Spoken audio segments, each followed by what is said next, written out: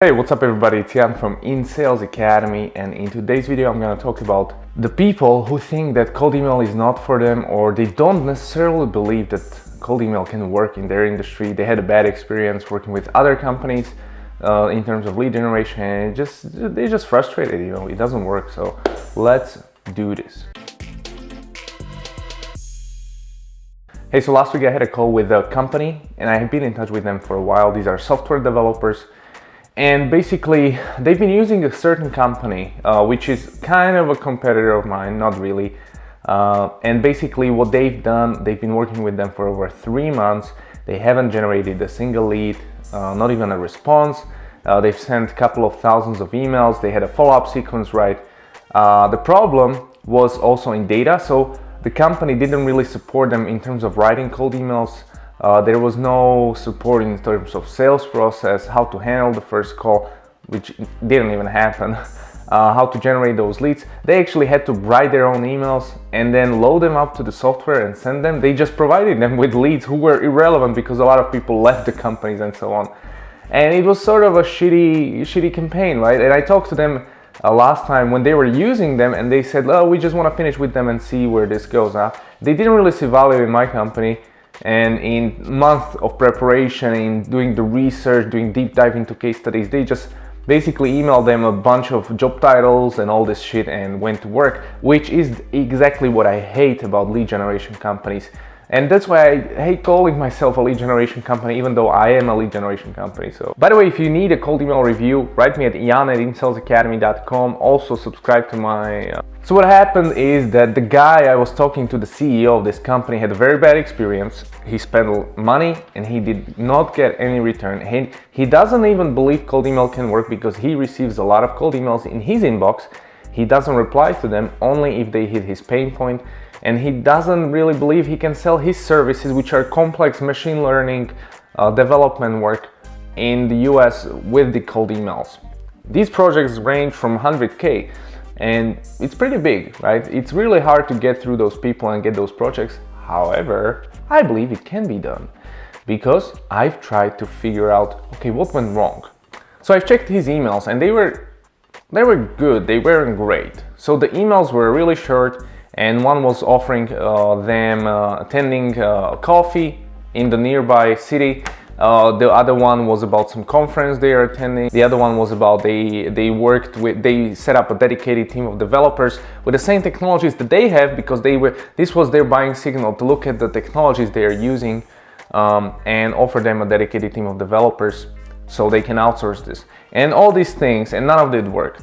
Also the problem is he thought he had a good email. He showed me the numbers. So the open rate was about 60%, which is quite good. That's the average, that's really good. That's after the follow-ups, okay, that's okay.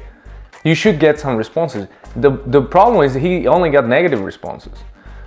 Now, if you get negative responses, your offer doesn't work in that target market. You are targeting a wrong market, or your offer is wrong. And he had both of these problems. Even though his cold email was really good, his data were maybe clean and everything else, his offer was not relevant. Building a dedicated team or doing anything like that just based off technology stack is not enough. It's not a relevant offer for a company.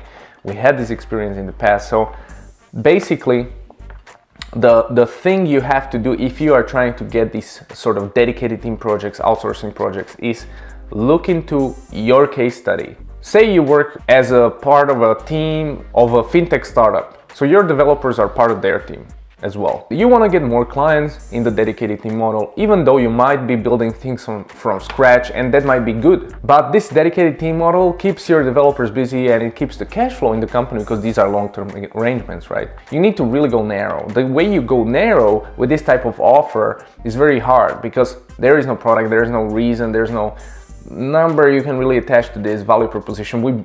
Everybody knows what a dedicated team is, everybody knows about outsourcing, everybody knows about this. Right, so the way you stand out is you have an experience in that industry. So what you're gonna do is you have an experience working with this fintech startup, target only fintech startups. So they made a mistake. He told me he was targeting only based on job title and technology stack. They haven't even looked into the vertical. Oh my God, of course. Well, if you have a dedicated team of developers for a real estate company and you are offering a similar service in a different vertical, it's not going to resonate well. I'm not saying this is the perfect approach. I'm just saying the way you narrow it is the vertical industry. The industry is where you already have an experience. Then you find the startups who have your type of developers, who have the type of backend developers and frontend developers that you already have, who are also looking for them online or on the websites, who are currently hiring.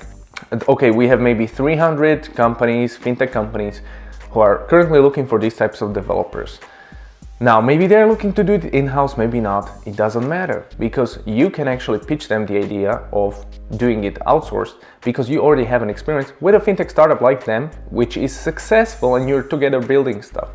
This is how you can get their attention. This is how you can get more projects in terms of dedicated team. This is what they were missing. They haven't even looked into the vertical. They haven't looked into their case studies.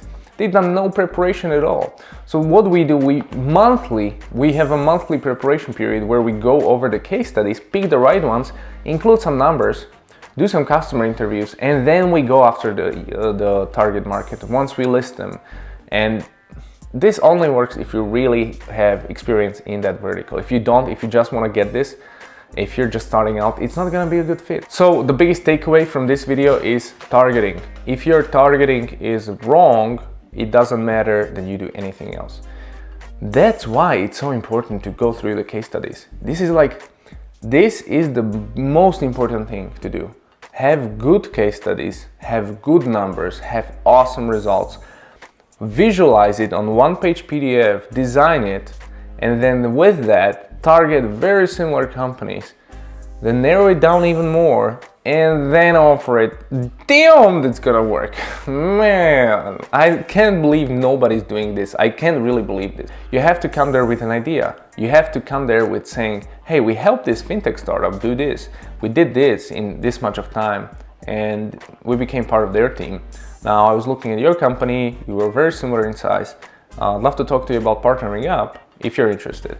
And you just sort of spark their interest. You don't really go there and like, please, we have this tech, we have this. Can we have a call? Like, you don't sound needy. You're giving them new ideas.